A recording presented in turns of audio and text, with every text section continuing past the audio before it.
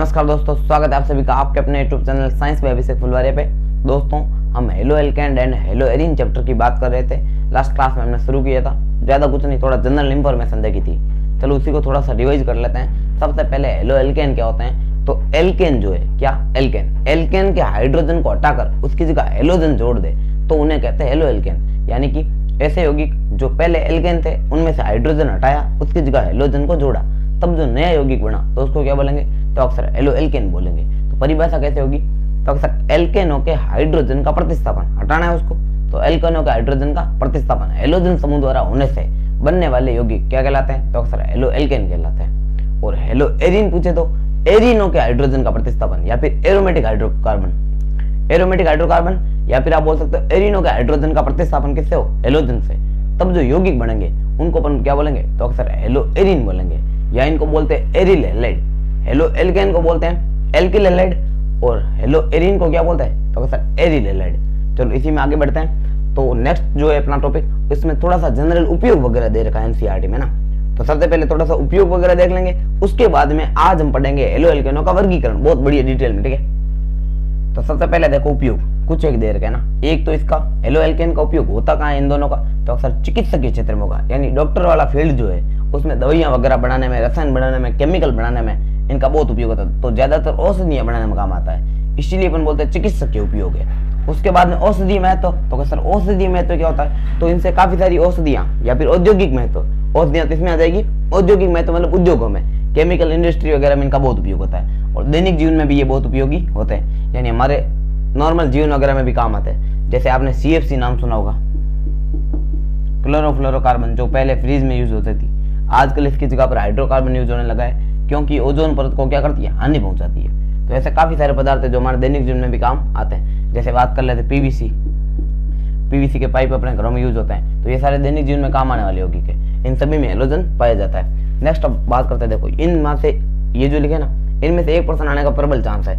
एक तो ये क्लोरामफेनिकोल और एक है क्लोरोक्विन, इन दोनों में से 1% जरूर आ सकता है। तो पहले देखो क्लोरामफेनिकोल क्या है, तो अक्सर ये तो एक प्रतिजैविक है, क्या भाई, तो अक्सर प्रतिजैविक। तो अक्सर प्रतिजैविक क्या होता है, प्रतिजैविक को एंटीबायोटिक कहते हैं, क्या कहते हैं, एंटीबायोटिक। ये प्रतिजैविक क्या करेगा, सूक्ष्म जीवों यानी जीवाणु वगैरह को मार देगा। तो ऐसे दवाइयां या औषधियां जो सूक्ष्म जीवों को मारे उनको क्या बोलते हैं, प्रतिजैविक, एंटीबायोटिक। तो ये क्या है, कौन सी एंटीबायोटिक है, तो क्लोरामफेनिकोल, क्या नाम है, क्लोरामफेनिकोल एक प्रकार का प्रतिजैविक है जो क्या करता है, तो क्या आंत्र ज्वर, क्या लिखा, आंत्र ज्वर यानी आंत के ज्वर, ज्वर यानी बुखार होता है, ठीक है, आंत्र ज्वर, या जिसको अपन टाइफाइड कहते हैं, क्या कहते हैं, ये टाइफाइड, ये ध्यान रखना भाई, बहुत इंपॉर्टेंट पर्सन है। टाइफाइड के उपचार में काम आएगा कौन, तो अक्सर क्लोरामफेनिकोल। ये बहुत इंपॉर्टेंट चीज है, कोई पूछ ले कि क्लोरामफेनिकोल का उपयोग बताइए, तो आप क्या लिखोगे, आंत्र ज्वर में, या फिर आपके पेपर में जो प्रश्न आएगा वो ऐसा आएगा कि आंत्र ज्वर के उपचार में काम आने वाले प्रतिजैविक का नाम, आंत्र ज्वर, या इसको क्या बोलेंगे, टाइफाइड। तो पेपर में प्रश्न कैसा आएगा, आंत्र ज्वर या टाइफाइड के उपचार में काम आने वाले प्रतिजैविक का नाम क्या बताओगे, तो अक्सर क्लोरामफेनिकोल। याद हो गया भाई, ठीक है। दूसरा है आयोडीन युक्त यौगिक, क्या नाम है, आयोडीन युक्त हार्मोन। इनका उपयोग कैसे कर सकते हैं, आयोडीन आपको पहले से पता है कि हेलोजन है, तो इस युक्त हार्मोन का उपयोग किस में होगा, तो आपने बचपन में कभी सुना होगा आयोडीन युक्त नमक खाना चाहिए, टाटा नमक, आयोडीन युक्त नमक, ऐसे काफी सारे नाम सुने होंगे। तो फिलहाल में ध्यान रखना भाई कि अपने शरीर में एक हार्मोन होता है थायरोक्सिन, क्या नाम होता है, तो अक्सर थायरोक्सिन हार्मोन।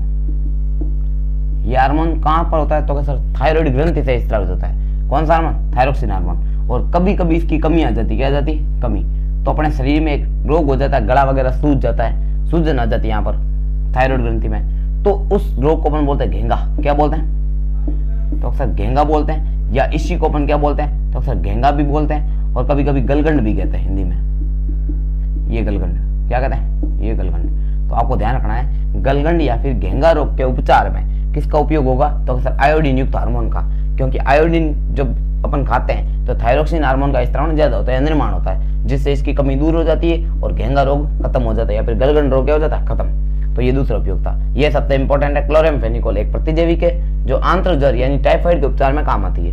नेक्स्ट है विलायक, विलायक के रूप में भी इसका उपयोग होता है। जैसे आपने देखा होगा CCl4 वगैरह, ऐसे यौगिक जो है वो कार्बनिक अभिक्रिया में विलायक के रूप में कार्य करते हैं, और इनका उपयोग अन्य यौगिकों और संश्लेषण में भी होता है। जैसे आप इससे कोई दूसरा यौगिक भी बना सकते हो, जैसे ये PVC वगैरह हो गए, ठीक है, जैसे DDT हो गया, तो काफी सारे अन्य यौगिकों के निर्माण में भी इसका उपयोग होता है। ये तो आपको सब में लिखना है, किसी का भी उपयोग पूछे ऑर्गेनिक में आपको यही लिखना अन्य यौगिकों के निर्माण में। अगला देखो, नेक्स्ट है क्लोरोक्विन, बहुत बहुत इंपॉर्टेंट है। इन दोनों में से एक क्वेश्चन आने का प्रबल चांस है। एक तो क्लोराम्फेनिकोल प्रतिजैविक है जो आंत्रज्वर के उपचार में काम आता है। एक क्लोरोक्विन, क्या नाम है? क्लोरोक्विन, ये मलेरिया के उपचार में काम आती है, बहुत इंपॉर्टेंट है। किसके? मलेरिया के उपचार, मलेरिया के उपचार में प्रयुक्त होने वाली एक औषधि है, दवाई है, नाम क्या है? क्लोरोक्विन। क्या नाम है? क्लोरोक्विन। कैसी क्विन? क्लोरोक्विन। अब आप देखो मलेरिया जो, इसके बारे में थोड़ी सी टिप्पणी करें तो अपने को पता होना चाहिए मलेरिया का पहले तो रोगाणु कौन है? रोगाणु मतलब रोग फैलाने वाला, तो वो एक प्रोटो जो है जिसका नाम प्लाज्मोडियम होता है। क्या होता है? प्लाज्मोडियम, ये इसका रोगाणु है, ठीक है, यानी रोगजनक है। एक होता है रोगवाहक। क्या होता है? रोगवाहक। रोगवाहक का मतलब क्या है? जो रोग का वहन करे, यानी उसको एक जगह से दूसरी जगह लेकर जाए, उसको बोलेंगे रोगवाहक। और जिसके कारण रोग होता है उसको बोलते हैं रोगाणु या रोगजनक। तो यहाँ पर रोगाणु को तो कौन हो जाएगा? तो अक्सर प्लाज्मोडियम। और रोगवाहक होती है वो होती मादा एनोफिलीज मच्छर। क्या होती? मादा एनोफिलीज मच्छर, मादा एनोफिलीज मच्छर। तो ये कौन है? तो अक्सर ये तो रोगवाहक है, ये अपनों को थोड़ा ध्यान रखना है। इसके बाद में मलेरिया की 4, मतलब ये जो मलेरिया उत्पन्न करने वाला प्लाज्मोडियम है, इसकी 4 प्रजाति होती है। उसमें सबसे खतरनाक रोग है ना, सबसे खतरनाक, या फिर आप लिख सकते हो दर्दनाक। मलेरिया कौन उत्पन्न करता है? तो उसका नाम है प्लाज्मोडियम। क्या नाम है? पूरा लिख देना, प्लाज्मोडियम फैल्सीफेरम। क्या नाम है? ये बायोलॉजी का पर्सन है, हालांकि फिर भी बता देता हूँ, प्लाज्मोडियम फैल्सीफेरम। ये अपने को एक्स्ट्रा में ध्यान रखना है। और ये जो पर्सन है वो भी RAS 2023 में आया था। किसमें आया था? RAS 2023। और ये 12वीं किताब में बायोलॉजी में साफ साफ लिखा हुआ है। तो अपने ये बात थोड़ी ध्यान रखनी है कि मलेरिया का जो रोगवाहक कौन होता है और रोगकारक कौन होता है। तो रोगाणु या रोगजनक सेम बात है, ये तो होता है प्लाज्मोडियम, लेकिन रोगवाहक जो रोग को एक जगह से दूसरी जगह लेकर जाए वो होता है मादा एनोफिलीज मच्छर। कौन होता है? मादा एनोफिलीज मच्छर। लेकिन ज्यादातर लोग क्या सोचते हैं कि मच्छर के कारण ही रोग होता है। ना, मच्छर के कारण नहीं होता है, होता किसी कारण है? प्लाज्मोडियम के कारण। अब इसमें आपको बता दिया इसकी कौन सी प्रजाति सबसे खतरनाक है प्लाज्मोडियम की, तो वो है प्लाज्मोडियम फैल्सीफेरम। याद रखना, यूं होती 4 है, फैल्सीफेरम, वाइवेक्स और एक मलेरिया और एक ओलेरी, ये 4 है, ध्यान रखना। नेक्स्ट जो है वो निश्चेतक। क्या नाम है? निश्चेतक। निश्चेतक का मतलब आपको पता है? निश्चेतक आपने कभी सुना होगा, घरों में नॉर्मल यूज ही करते हैं कि इन तो चेतो ही कौन है, बेरो ही कौन है। मतलब आदमी अगर बेहोश टाइप हो जाए, अगर उसको चेतना चली जाए उसकी, तो उसको क्या बोलेंगे? चेता नहीं है, यानी निश्चेतक, जो चेते को हटा दे। सामान्य भाषा में बोले तो चेतना को हटा देता है, उसको क्या बोलते हैं? निश्चेतक, यानी बेहोश करने के लिए काम आते हैं। तो उसमें पहले अपने जो यूज हुआ करता था क्लोरोफॉर्म, सबसे फेमस है क्लोरोफॉर्म। और आपने फिल्मों वगैरह में देखा होगा जो गुंडे वगैरह होते हैं जो अपने किसी को बेहोश करने का काम करते हैं, जॉनी लीवर मोस्ट इंपोर्टेंट है ना, वो अपने हाथों में एक रुमाल पहले से तैयार रखता और सीसी श्वास रखता, ठीक है, बेहोश सीधा 1 मिनट में। तो ये अपने ध्यान रखना है। बेहोश करने के लिए या फिर निश्चेतक के रूप में भी इनका उपयोग किया जाता है चिकित्सकीय क्षेत्र में। किसका? हेलो एल्केनो और हेलो एलिनो का। उसमें एक यौगिक अपने ध्यान रखना, क्लोरोफॉर्म, जिसका फॉर्मूला था CHCl3। क्या होता है? CHCl3 किसका फॉर्मूला है? तो क्लोरोफॉर्म का। तो ये इनका दैनिक जीवन में थोड़ा बहुत उपयोग लिखा था अपने किताब में, तो ये हमने छाप दिया और बहुत इंपॉर्टेंट है, स्क्रीनशॉट वगैरह ले लीजिएगा, ठीक है ना। अगला अपन पढ़ेंगे आगे। अब अपन पढ़ेंगे हेलो एल्केनो का वर्गीकरण और हेलो एरिनो का वर्गीकरण, बहुत इंपॉर्टेंट टॉपिक, तो इसका स्क्रीनशॉट ले लीजिएगा। अपन शुरू करते हैं नेक्स्ट।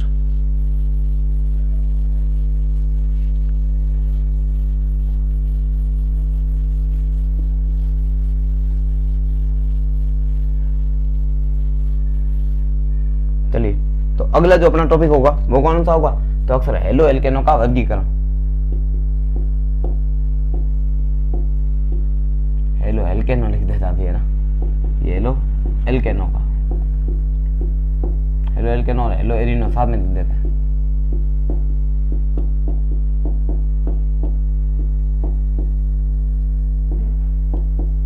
हेलो एल्केनो और हेलो एरिनो का वर्गीकरण। वर्गीकरण को बोलते हैं क्लासिफिकेशन, यानी classification of halo arenes and halo alkanes, तो उनकी बात करेंगे। तो सबसे पहले आप समझो हेलो एल्केन और हेलो एरिनो का वर्गीकरण करेंगे कैसे। परिभाषा तो आपको याद हो गई है कि हेलो एल्केन क्या होते हैं? तो अक्सर एल्केनो के हाइड्रोजन का प्रतिस्थापन हेलोजन से होने से बनने वाले यौगिक क्या कहलाते हैं? तो अक्सर हेलो एल्केन कहलाते हैं। और एरिनो यानी एरोमेटिक यौगिकों के हाइड्रोजन का प्रतिस्थापन हेलोजन द्वारा होने से बनने वाले यौगिक हेलो एरिन कहलाते हैं। अब अपन देखो, तो सबसे पहले देखेंगे हेलोजन परमाणु की संख्या के आधार पर, इसमें अलग अलग आधार है, तो ए आधार देख लेते हैं। हेलोजन, किसकी बात करेंगे? हेलोजन परमाणु की संख्या के आधार पर।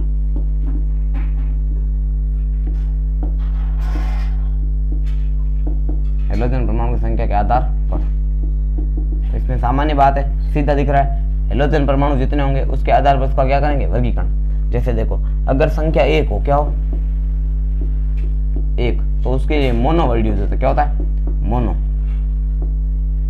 अगर संख्या 2 हो तो उसके लिए डाई वर्ड यूज होता है। कितना? डाई। और 2 से अधिक होता है, यानी संख्या जो है वो 2+ हो, तो उसके लिए सामान्यतः पॉली वर्ड यूज होता है। क्या होता है? पॉली, यानी 3 या 3 से अधिक। हालांकि 3 के लिए अपन ध्यान रखेंगे ट्राई, 3 के लिए क्या यूज करेंगे? ट्राई। 4 के लिए टेट्रा और 5 के लिए पेंटा। ये आपने पढ़ा भी होगा। और बाकी आपको पता ही है, एक्सा, हेक्टा, ऑक्टा जो भी है ना, ये आगे चलता रहेगा। लेकिन इन सभी को सम्मिलित रूप से क्या बोलते हैं? तो अक्सर पॉली कहते हैं। अब आप देखो, जैसे सबसे पहले हेलो एल्केन की बात करें, हेलो एल्केन। तो हेलो एल्केन में ध्यान रखिए भाई, सबसे पहले हेलो एल्केन क्या होता है? तो एल्केन होगा, उसमें हेलोजन जुड़ा होगा। जैसे देखो, CH3X एक यौगिक है। X मतलब कोई भी हो सकता है, क्लोरीन, फ्लोरीन, ब्रोमीन, आयोडीन। ज्ञान मत देना, ये जो फ्लोरीन पहले आता है, क्लोरीन बाद में आता है, कोई फर्क नहीं पड़ना, ध्यान रखना भाई। तो ये CH3X है। क्या नाम है? CH3X। इसमें आपको ध्यान रखना, ये हेलोजन परमाणु जुड़ा हुआ है। अब आप देखो संख्या में हेलोजन कितना है? तो अक्सर 1 है। कितना? 1। तो इसको बोलेंगे मोनो हेलो एल्केन। क्या बोलेंगे? Mono halo alkane. ठीक है, ये बात ध्यान रखना। अगला, जैसे एक यौगिक देखते हैं, CH2X, CH2X। अब आप देखो, 2 कार्बन पे 2 हेलोजन जुड़े हैं, हेलोजन 1 और हेलोजन 2। तो ऐसे यौगिक जिनमें 2 हेलोजन हो उनको बोलेंगे डाई हेलो यौगिक। क्या बोलेंगे? Die halo alkane. ये भी आपको ध्यान रखना। कैसा हेलो एल्केन? तो अक्सर डाई हेलो एल्केन। तो मोनो हेलो एल्केन ये, और ये डाई हेलो एल्केन। इसी प्रकार 3 हो जाए, कितना हो जाए? 3।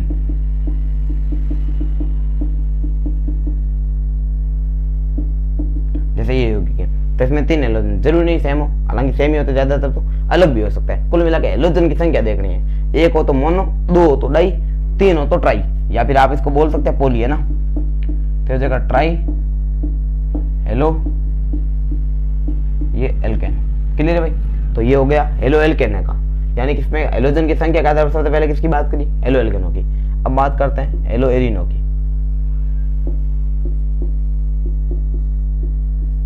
हेलो एरिन, तो समझो आप हेलो एरिन क्या होता है? हेलो एरिन, हेलो एरिन मतलब इसमें बेंजीन होगी। एरिन का मतलब क्या होता है भाई? जिसमें बेंजीन हो, या फिर एरोमेटिक यौगिकों से। हालांकि थोड़ा सा फर्क होता है, ज्यादा कोई फर्क नहीं है। एरोमेटिक यौगिक मतलब बेंजीन और उसके व्युत्पन्न ऐसे समझ सकते हैं। तो अपने ऐसे यौगिक जिसमें बेंजीन पाई जाती है उनको क्या बोलेंगे? हेलो एरिन बोलेंगे। जैसे देखो इधर ये बेंजी है, अगर इस पर कितना, जैसे यहाँ पर मैंने जोड़ दिया 1x, कितना x हो? 1 हो, तो कोई नाम नहीं, और तो मेटा नहीं, ऐसा कोई नहीं सोचेगा कि और तो है, यहाँ पे मेटा है, यहाँ पे पेरा है। जब अकेला होता है तो कोई ना और तो है, ना मेटा है, ना ही पेरा है, ध्यान रखना भाई। ठीक है, अब इधर देखो, तो ये 1 जुड़ा है, तो इसको क्या बोलेंगे? Mono hello Erin. क्या बोलेंगे? मोनो हेलो ये एरिन। ये बात आपको ध्यान रखनी है। अगर 2 जुड़ जाए, कितने जुड़ जाए? 2। देखो इधर कैसे, ये बेंजीन, इसके ऊपर 1 हेलोजन यहाँ, 1 हेलोजन यहाँ। अब आपको ध्यान रखना है, अगर एक और जस्ट दूसरा उसके पास में होता तो और तो वर्ड यूज होता है। हालांकि इसके लिए यूज नहीं होगा क्योंकि दोनों हेलोजन सेम है। अपन आगे पढ़ेंगे, फिलहाल में ना दिमाग जो है ना उतना लिमिटेड यूज करना है। जो समझा रहा हूँ उसको आराम से समझिए, धीरे धीरे हर एक चीज क्लियर हो जाएगी। और आगे पढ़ेंगे वैसे भी नामकरण वगैरह, तो आपके और बढ़िया हो जाएगा। तो फिलहाल में देखो ये 2 है, तो इसको क्या बोलेंगे? Die hello Erin. क्या बोलेंगे? Die hello Erin. क्लियर भाई? ये डाई हेलो एरिन, यानी 1 हेलोजन हो तो मोनो, 2 हो तो डाई, इसी प्रकार 3 हो तो अक्सर ट्राई। ये इधर लिख देंगे हेलोजन हेलोजन हेलोजन, इसमें लिख देना भाई ट्राई हेलो एरिन। ये बंद बनाओ गोला बनाओ कोई फर्क नहीं है, ये बात अपने को पहले से पता होनी चाहिए। ये जगह ट्राई हेलो एरिन। क्लियर है क्या भाई? तो ये था वर्गीकरण, और वर्गीकरण में हमने पहला आधार देखा है कि हेलोजन परमाणु की संख्या के आधार पर हेलो एल्केनों का वर्गीकरण निम्न प्रकार कर सकते हैं। अगर संख्या 1 हो तो मोनो, 2 हो तो डाई वर्ड यूज करना है, और 2 से अधिक हो यानी 3 या 3 से अधिक हो तो वर्ड यूज करेंगे पॉली। उसमें आप ट्राई भी लिख सकते हो, टेट्रा भी लिख सकते हो, पेंटा भी लिख सकते हो, ये सारे पॉली में आते हैं। अब देखो, तो पहले हेलो एल्केनों की बात की तो उसमें 1 हेलोजन था, तो हमने क्या लिखा? Mono halo alkane. 2 थे तो डाई हेलो एल्केन, और 3 थे तो ट्राई हेलो एल्केन। नामकरण आगे पढ़ेंगे, ऐसा नहीं कि सर नाम नहीं बता रहे हो, यहाँ पे हेलोजन एक्स यूज कर रहे हो, ये क्यों नहीं यूज किया, आगे पढ़ेंगे, डिटेल में पढ़ेंगे। फिलहाल में तो खाली है ना अपन बेसिक देख रहे हैं। अगला देखो एलो एरीन, एलो एरीन में वही बात है, बस एलो एल्केन की जगह क्या है, एलो एरीन है, बेंजीन है। तो देखो एक हो तो मोनो, दो हो तो डाई और तीन हो तो सर ट्राई। तो ये हो गया, स्क्रीनशॉट लेना ले लीजिएगा। अगला देखेंगे, अगला आधार।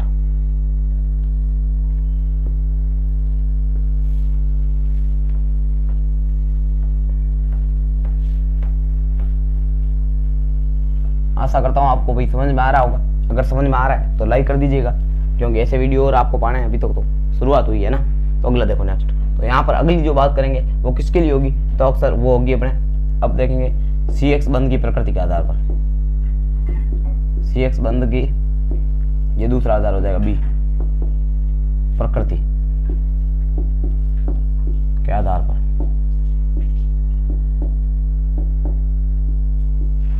तो सर ये क्या चल रहा है, CX बंध की प्रकृति कैसे है, अब इसको थोड़ा समझो।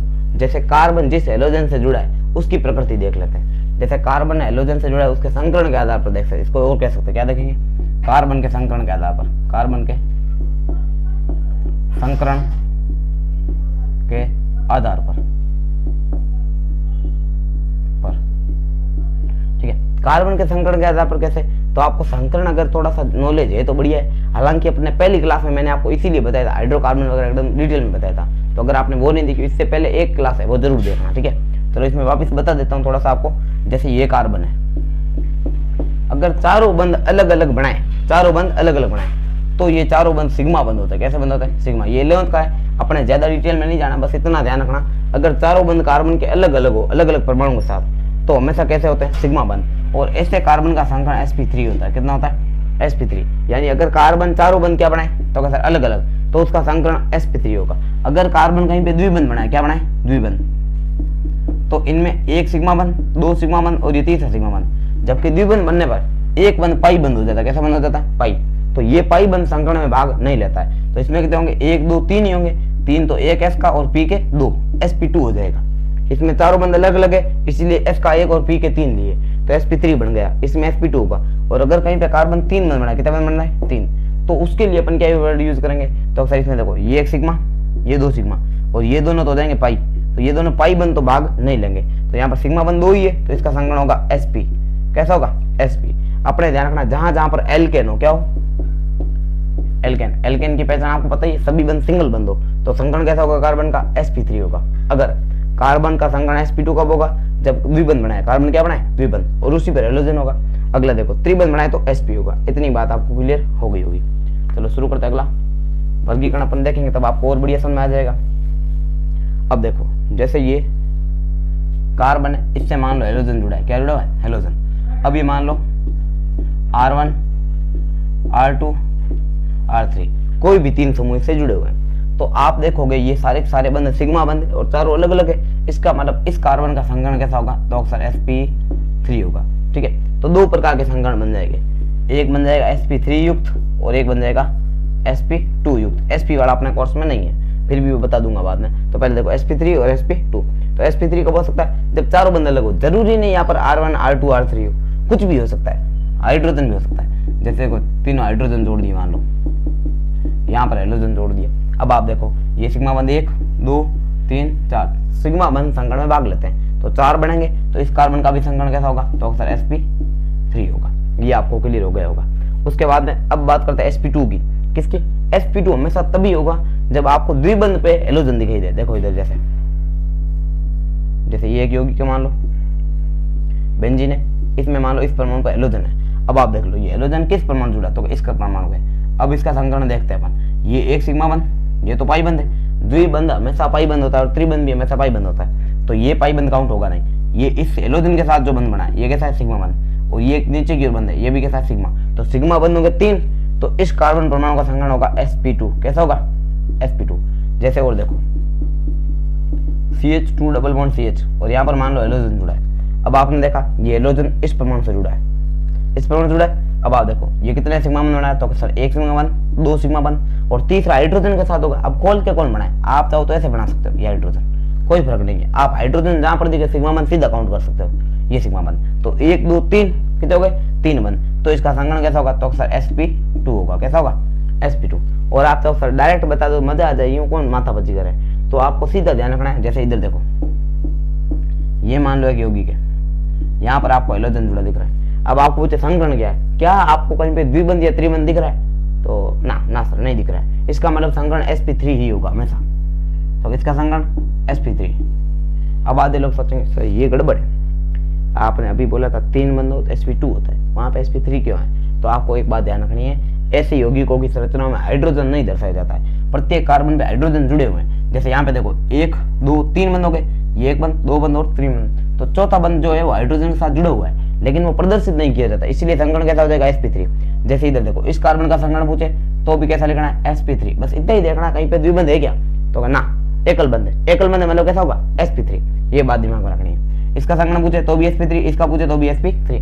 कारण क्या है, क्योंकि सभी बंध एकल बंध सिंगल है। क्लियर है क्या। अब देखो जैसे आपको ये यौगिक दे दिया, मैं पहले खाली इतना ही समझा रहा हूँ संकरण कैसे ज्ञात करते हैं, अभी टॉपिक अपन बाद में वैसे भी एग्जांपल सहित देख लेंगे। तो फिलहाल देखो जैसे ये यौगिक है, आपको यहाँ पर हेलोजन जुड़ा हुआ है, आपको पूछे इस कार्बन का संकरण क्या है, तो आपको इतना ही देखना क्या ये हेलोजन द्विबंध बना रहा है, मतलब कार्बन द्विबंध बना रहा है, तो हाँ सर ये रहा, ये द्विबंध है।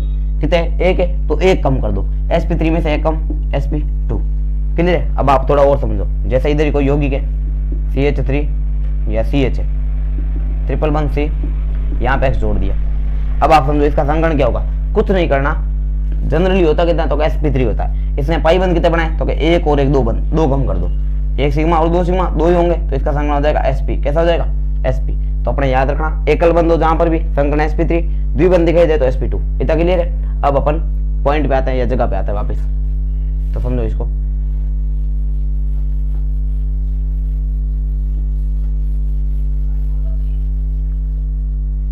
तो कार्बन संकरण के आधार पर आपको बता दी 2 हो सकते हैं, sp3 और sp2। पहले बात करेंगे sp3 वाले। तो sp3 में किस किस को पढ़ेंगे, एक तो अपन पढ़ेंगे एल्किलिक। क्या पढ़ेंगे, एल्किलिक, या इसको सामान्य भाषा में एलो एल्केन बोलेंगे, या एल्किल हैलाइड लिख देता हूँ। क्या लिख देता हूँ, एल्किल हैलाइड। और ये आपको पहले भी बता चुका हूँ, एल्किल हैलाइड बोलो या हेलो एल्केन बोलो, दोनों सेम है, हेलो एल्केन। कोई सोचे इनकी परिभाषा भी होगी क्या, तो हाँ परिभाषा भी हो सकती है। जैसे आपको बना के बताता हूँ, एक मिनट देखो इधर ना, ये एल्किल हैलाइड। तो ऐसे यौगिक क्या लिखोगे, ऐसे यौगिक जिनमें X परमाणु मतलब हेलोजन परमाणु sp3 संकरित कार्बन परमाणु से जुड़े होते हैं, sp3 संकरित कार्बन परमाणु से जुड़े होते हैं।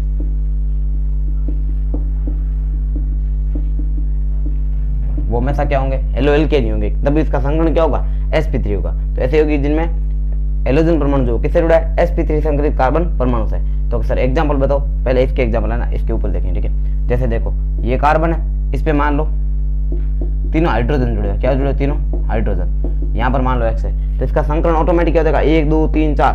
आपको कहीं पे द्विबंध नहीं दिख रहा, मतलब डायरेक्ट भी आप बता सकते हो sp3 होगा। कैसा होगा, sp3। जैसे मान लो ये कार्बन है, इस पे आपने R जोड़ दिए, R1 R2 R3 और लिख दिया X, तो इसका भी संकरण कैसा होगा, तो अक्सर sp3, क्योंकि सभी बंध कैसे बंध है, एकल बंध है और चारों बंध काउंट हो जाएंगे। अब काफी लोग सोचते हैं R क्या है, R का मतलब यहाँ पर प्रतिरोध नहीं है, R का मतलब है एल्किल।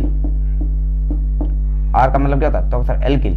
एल्किल मतलब एल्किल में कुछ भी आ सकता है, जैसे देखना इधर CH3 हो सकता है, ये C2H5 हो सकता है, C3H7 हो सकता है, ऐसे भी हो सकता है CH3 यानी कितना भी बड़ा समूह हो सकता है। शर्त क्या है, उसमें जुड़ने वाला परमाणु कार्बन होगा हमेशा ही। जुड़ने वाला परमाणु कौन होगा, कार्बन। तब उसको अपन क्या बोलेंगे, तो अक्सर R बोल देंगे, क्योंकि R का मतलब कोई भी समूह हो सकता है। नाम क्या होगा उसका, एल्किल समूह। तो ये सारे हो सकते हैं, और भी हो सकते हैं काफी सारे ना, डॉट कर देना। तो फिलहाल में देखो इसका संकरण sp3, इसका भी sp3। कारण क्या है, सभी बंध एकल बंध है और सारे सारे बंध सिग्मा बंध है। कैसे बंध है, सिग्मा बंध। इसमें भी अगला देखो, तो sp3 वाले में एक तो हमने कौन सा पढ़ा, एल्किलिक। एल्किलिक मतलब जिसमें हेलो एल्केन पाया जाए, कौन पाया जाए, हेलो एल्केन। तो ये हेलो एल्केन है, यानी जिनमें कार्बन परमाणु का संकरण sp3 होता है। तो इसका पहला आधार था। दूसरा अपन देखेंगे एक और, इसमें बेंजीलिक। क्या देखेंगे, बेंजीलिक। कैसा लिख, बेंजी। इसको मिटा देते हैं, ठीक है ना। देखना पहले एलिलिक हो गया,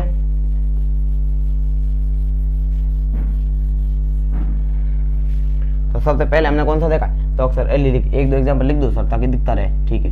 ये यहाँ पे लिख देता हूँ H और H और यहाँ पे क्या लिख दिया X। जैसे देखा जाए तो R1 कार्बन, R2 R3, जरूरी नहीं R1 R2 R3, ये सेम भी हो सकता है, कोई फर्क नहीं पड़ेगा, ये X, ये सारे। अब अपन लिखते हैं बेंजिलिक। क्या लिखते हैं? बहुत इंपॉर्टेंट है भाई, ध्यान से देखना। ये बेंजिलिक, बेंजिलिक में आप ढंग से देखो तो बेंजिलिक समूह जो है, बेंजिलिक हैलाइड किसे कहते हैं? तो बेंजिलिक मतलब एक ऐसा समूह है जिसमें बेंजीन पर CH2 हो। क्या हो? बेंजीन पर यदि क्या हो तो अक्सर CH2 हो या Cr2 हो। देखो जरूरी नहीं CH2 है ना, ये है बेंजिलिक। इसमें हो सकता है कार्बन के दोनों हाइड्रोजन हट जाए और दोनों जगह कोई एल्किल समूह जुड़ जाए R, तो उसको लिख देंगे CR1 R2। ये R1 R2 सेम भी हो सकता है और अलग भी। इससे मान लो कोई हेलोजन जुड़ा है और इससे भी कौन जुड़ा है? हेलोजन। तो इनकी परिभाषा कैसे लिखेंगे?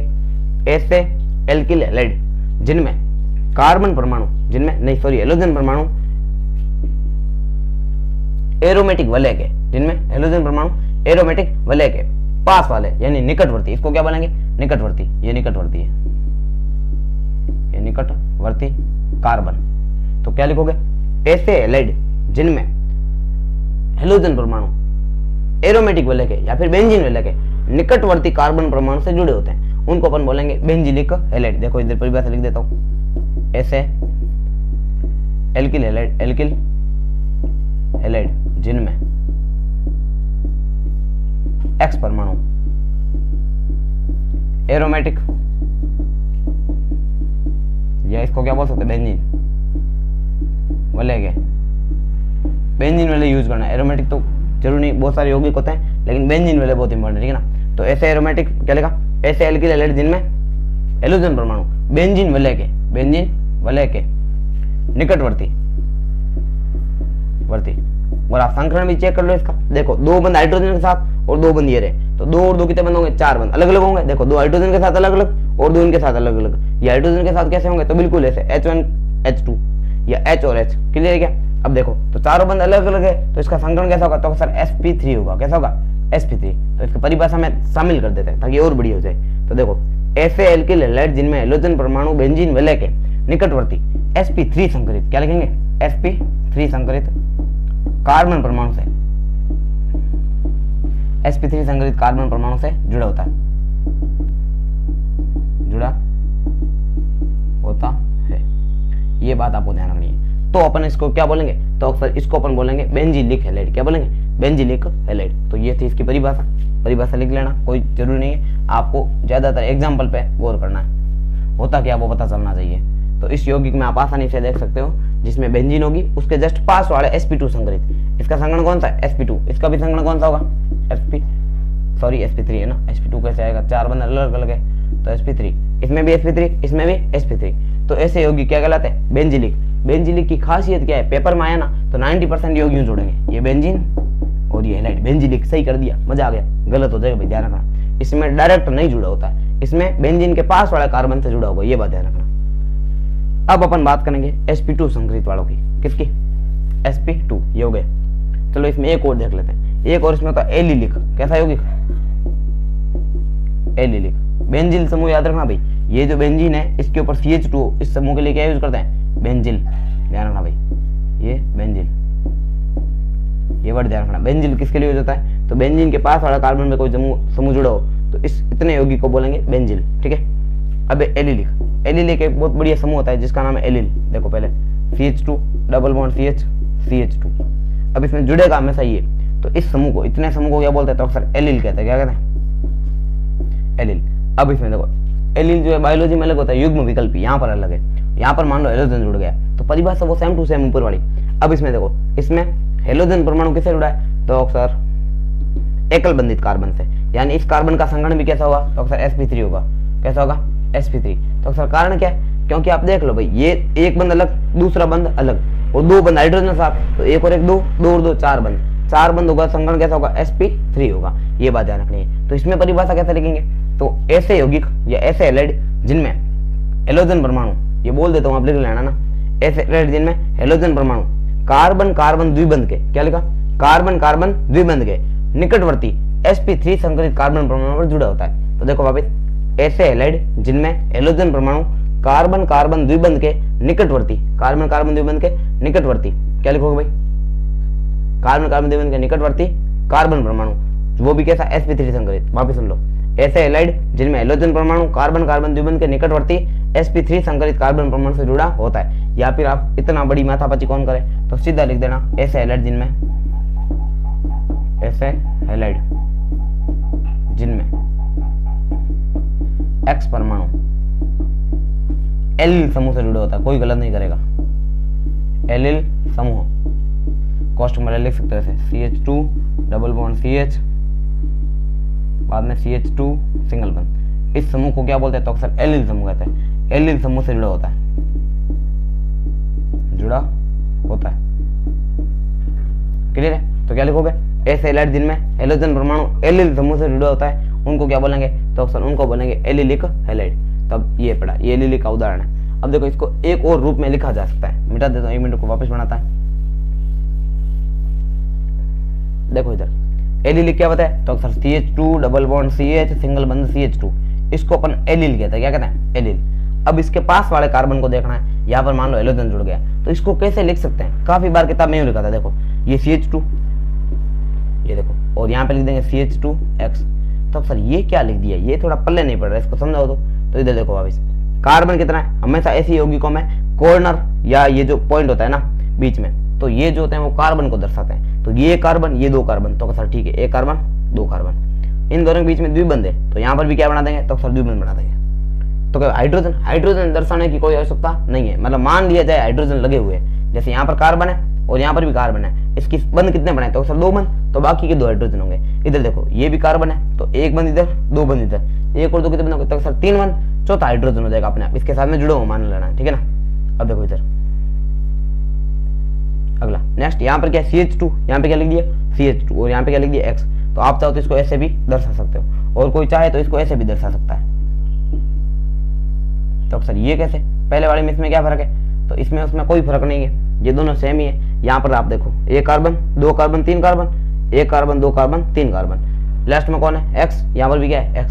तो ये दोनों संरचनाएं सेम है, किताब में ये थी इसलिए ये बना दिया आपके लिए NCERT में। तो ये अपने को ध्यान रखना, इस समूह को बोलेंगे एलिलिक, ऐसे बनाओ कोई फर्क नहीं है, ये अपने ध्यान रखना है। तो ये 3 जो हमने पढ़े, एल्किलिक यानी एल्किल हैलाइड, दूसरा बेंजिलिक और तीसरा एलिलिक, इन सभी में कार्बन का संकरण sp3 होता है। कैसा होता है, sp3। अब अपन पढ़ेंगे sp2 वाले, कैसे पढ़ेंगे sp2।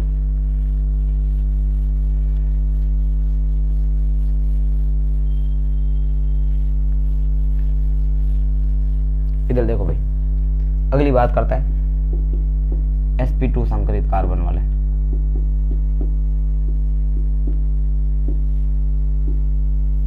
इसमें पहला 2 पढ़ने, इसमें कितने पढ़ने, 2। एक पढ़ेंगे वाइनिल, क्या पढ़ेंगे, वाइनिल। वाइनिल किसे कहते हैं, तो कुछ नहीं, जिस प्रकार एलिलिक एक समूह था, देखो इधर CH2 double bond CH CH2, इस समूह को अपन क्या बोलते हैं, तो अक्सर एलिल कहते हैं। इसको हटा दो इतने को, ये बन गया वाइनिल। यानी एलिल में से एक CH2 कम कर दिया जाए तो वाइनिल बनता, क्या बनता, वाइनिल। तो उसमें और इसमें फर्क क्या होगा, उसमें CH2 sp3 संकरित था, उससे हैलोजन जुड़ा होता। इसमें ये कैसा sp2 संकरित, क्योंकि एक द्विबंध है, तो इसमें sp2 संकरित से सीधा हैलोजन जुड़ा होगा। तो ऐसे हैलाइड जिनमें वाइनिलिक हैलाइड लिख देते हैं, वाइनिलिक हैलाइड। तो आप परिभाषा कैसे लिखोगे, ऐसे हैलाइड जिनमें हैलोजन परमाणु, ऐसे हैलाइड जिनमें हैलोजन परमाणु, आपको क्या लिखना, वाइनिल समूह। इस समूह को क्या बोलते हैं, वाइनिल समूह। वाइनिल समूह से जुड़ा होता है उनको क्या बोलेंगे, वाइनिलिक हैलाइड या वाइनिल हैलाइड। अब इसमें देख लो, तो यही से जुड़ा हुआ है। अब आप संकरण देखो इसका, ये 1 बंद, ये 2 बंद और ये 3 बंद और ये चौथा हाइड्रोजन, 4 बंद अलग तो है, लेकिन यहाँ पर एक द्विबंध है, द्विबंध में एक पाई बंद होता है, तो पाई बंद संकरण में भाग नहीं लेता है। तो इसका संकरण कैसा हो जाएगा, तो अक्सर sp2 हो जाएगा। कैसा हो जाएगा, sp2। तो परिभाषा देखो, ऐसे हैलाइड जिनमें हैलोजन परमाणु वाइनिल हैलाइड के sp2 संकरित कार्बन से जुड़ा होता है, या वाइनिल समूह के sp2 संकरित कार्बन से जुड़ा होता है, उनको अपन क्या बोलेंगे, तो अक्सर वाइनिल बोलेंगे। क्लियर है, यही बनाना। अब इसको देखो, इसको ऐसे बनाएंगे, ये पहले वाला सेम दिख रहा होगा आपको, एलिलिक में फर्क था, इसमें यहाँ पे CH2 लिखा था, उसके बाद में X जोड़ा था। तो इसमें 1 कार्बन 2 कार्बन 3 कार्बन, इसमें सीधे 1 कार्बन और 2 कार्बन, कितने कार्बन, 2। अब सोचो इसको ऐसे बनाया कैसे, इसको वापस बना सकते हैं, बिल्कुल बना सकते हैं। देखो यहाँ पे क्या है, कॉर्नर पे हमेशा कार्बन, ये 1 कार्बन इसका, दूसरा ये, तो ये 2 कार्बन बना दिए। पहले 1 बंद, बाद में द्विबंध दिख रहा है तो 1 और बंद बना दो। क्लियर है। इसके बाद में इससे इधर हैलोजन जोड़ा, ये इधर हैलोजन जोड़ दिया, ठीक है। तो हाइड्रोजन, हाइड्रोजन हम आप देख लो, जितने बंद बनाए, जितने बंद बाकी हो उतने हाइड्रोजन जोड़ने, 4 बंद होते हैं कार्बन के, कितने, 4। इधर देखो, ये कार्बन कितने बंद बना रहा है, तो सर 1 2, इसका मतलब 2 हाइड्रोजन कम है, तो यहाँ पे 2 हाइड्रोजन लगा दो। ये कार्बन कितने बंद बना रहा है, तो सर 1 बंद 2 बंद 3 बंद, कितने बंद 3 बंद, 3 है तो 1 हाइड्रोजन कम होगा क्योंकि संयोजक टोटल 4 है, तो यहाँ पे ये बना दो।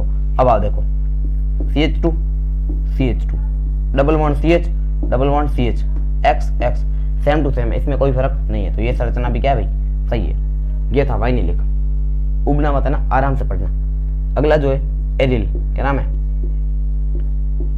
Aryl halide. कैसा हैलाइड, तो sir aryl halide. Aryl halide क्या होता है, तो इनमें जो बेंजीन वलय पर सीधा सीधा जुड़ा होगा, यानी एरोमेटिक वलय पर सीधा जुड़ा होता है कौन, हेलोजन, तो उसको बोलते हैं एरिल हैलाइड। क्या बोलते हैं, एरिल हैलाइड। देखो इधर जैसे ये बेंजीन है, इसमें सीधा क्या जोड़ दिया, हेलोजन, तो इसको बोलेंगे एरिल, बंद बना देते हैं।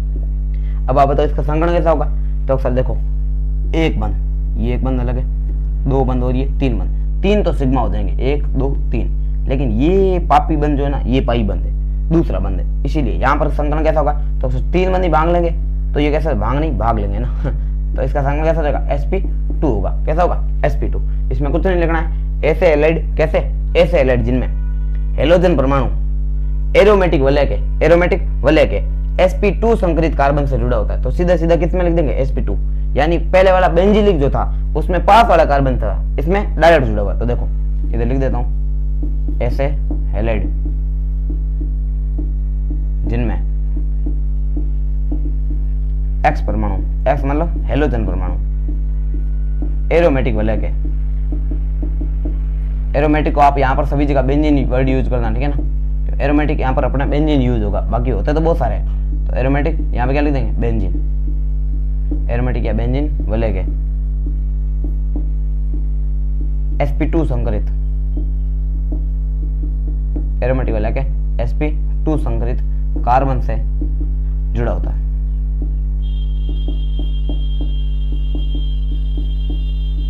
तो परिभाषा क्या बनी, ऐसे हैलाइड जिनमें हेलोजन परमाणु एरोमेटिक या बेंजीन वलय के sp2 संकरित कार्बन परमाणु से जुड़ा होता है, तो उनको क्या बोलेंगे, तो अक्सर एरिल हैलाइड। तो ये इसका एग्जांपल है, जैसे आप देख सकते हो ये बेंजीन है, इसके ऊपर मान लो क्लोरीन जोड़ दिया, तो इसका नाम हो जाएगा क्लोरोबेंजीन। तो ये थे आज का अपना क्या था, हेलो एल्केनों का वर्गीकरण।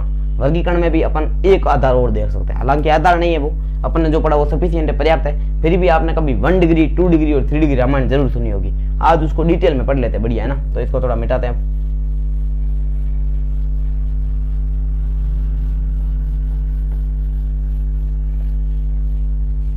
ठीक है, तो सबसे पहले देखिए, अब अपन बात करेंगे कि 1 डिग्री 2 डिग्री और 3 डिग्री कार्बन युक्त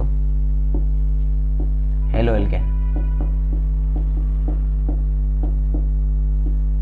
तो इसमें कोई पूछ ले हेलो एल्केन या हेलो एरिन भी लिख देते हैं, ये एरिन।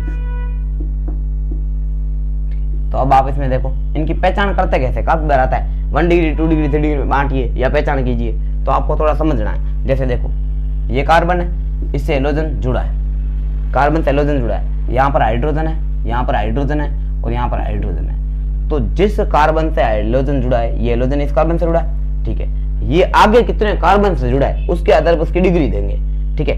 हेलोजन जिस कार्बन से जुड़ा है वो आगे कितने कार्बन से जुड़ा है उसके आधार पर क्या होगी उसकी डिग्री, 1 डिग्री 2 डिग्री या 3 डिग्री।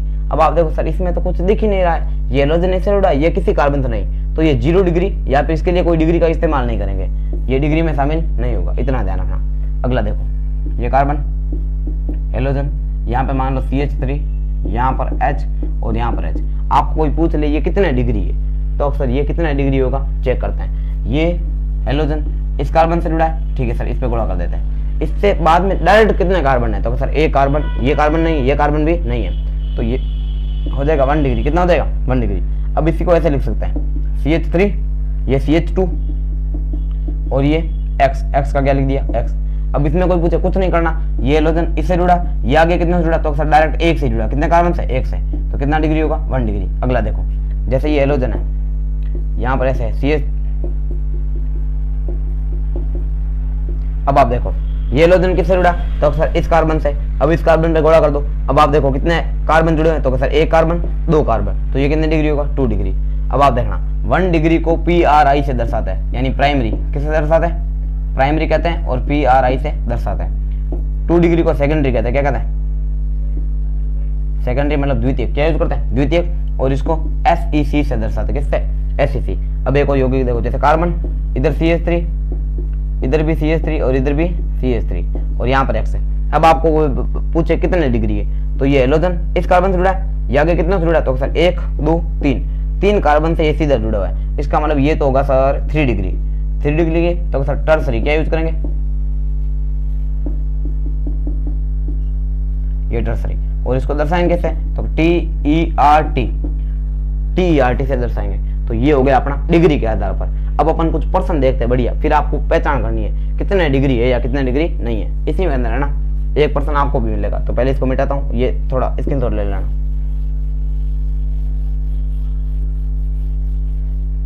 अब इधर देखो, जैसे ये एक यौगिक दे रखा आपको,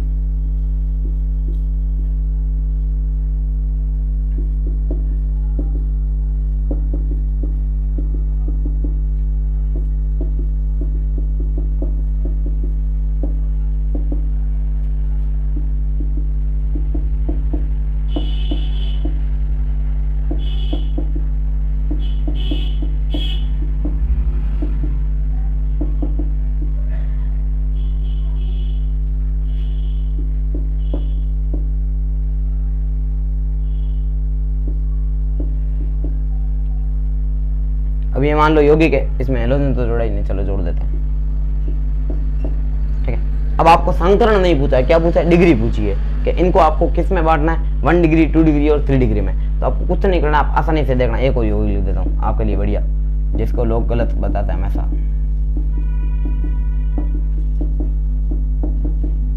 अब आपको चेक करना है कि ये सभी कैसे डिग्री है। कार्बन, हमेशा उसी कार्बन की प्रकृति देखेंगे जिससे हेलोजन सीधा जुड़ा हुआ है। तो ये देखो, ये पहला हेलोजन है, ये इस कार्बन से जुड़ा है, किस कार्बन से, तो सर इस कार्बन से, ठीक है। अब आप देखो, ये कार्बन डायरेक्ट कितने कार्बन से जुड़ा है, तो सर एक तो इधर जुड़ा है, ये एक इधर जुड़ा है, ये 2।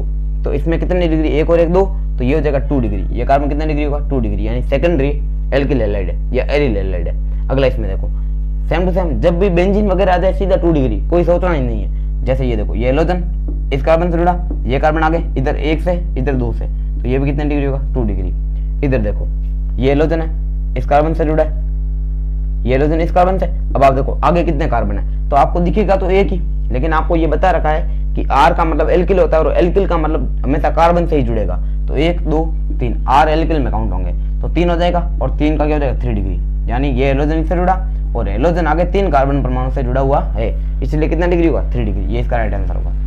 इसमें देखो, जैसे इसमें जो लोग है ना 2 डिग्री कर देते हैं, ये सबसे बड़ी गलती करते हैं। देखो इधर कैसे, ये हेलोजन है इस परमाणु से जुड़ा है, वो आगे क्या सोचते हैं, ये से जुड़ा है, ये आगे 2 से जुड़ा है ना, डायरेक्ट देखना है, ये सीधा इसी एक से जुड़ा है खाली, इसलिए कितना डिग्री होगा, तो सर ये 1 डिग्री होगा। कितने डिग्री, 1। तो क्या सर क्यों, एक बार वापिस समझो, ये हेलोजन इस कार्बन से जुड़ा, इसको पे कर दो। अब इससे इसको पे कर दिया, इससे डायरेक्ट कितने जुड़े हैं, तो क्या ये डायरेक्ट जुड़े हो, तो ना, ये तो गैप है बीच में, मतलब डायरेक्ट ये जुड़ा है, कितना, एक ही जुड़ा, इसलिए कितना डिग्री, 1 डिग्री। अगला देखो, ये हेलोजन इस कार्बन से जुड़ा, इसको पे कर दिया, इससे कितने कार्बन दिख रहे हैं, तो सर एक नीचे की और एक साइड में 2 दिख रहे हैं, तो ये कितने डिग्री, 2 डिग्री होगा। क्लियर है, ये होगा 2 डिग्री। अब आपको बताना है, जैसे एक ये यौगिक है R1, अभी आपको बता दिया, R मतलब कार्बन, तो देखो ये हेलोजन इससे जुड़ा, 1 2 3 जुड़े हुए, मतलब ये कितने डिग्री, 3 डिग्री। लास्ट वाला है, ये अब आपको सोच के बताना है ये कितने डिग्री होगा, आराम से सोच के कमेंट कर देना ये कितने डिग्री है, ठीक है। मैं x डिग्री लिख देता हूँ, जो भी डिग्री आप इसका कमेंट करना। अगर वीडियो थोड़ा सा भी बढ़िया लगाओ और समझ में आया हो तो ऐसे वीडियो और पाने के लिए लाइक और सब्सक्राइब कर देना और सभी दोस्तों को शेयर करें। धन्यवाद।